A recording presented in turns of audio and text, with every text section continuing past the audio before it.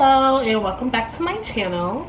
My name is Lipstick and Curls, and today I am going to be stepping you through my wash and go routine. So as you can see, I've already washed my hair and I've deep conditioned it.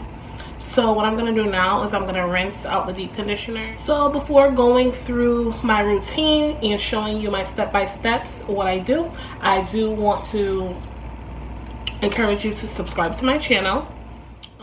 I've gone in and I've rinsed my hair, and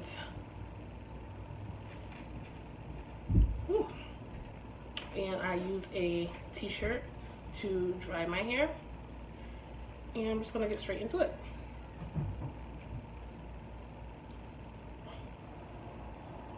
This is my hair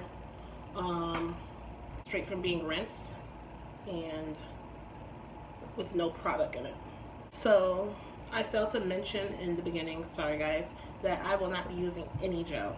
I probably should have put that because that's what the title is, no gel wash and go. So I'm going to do it as a normal. If you guys have been watching my channel so far, you know, and on my videos, you know that I section my hair. I always start with the back first.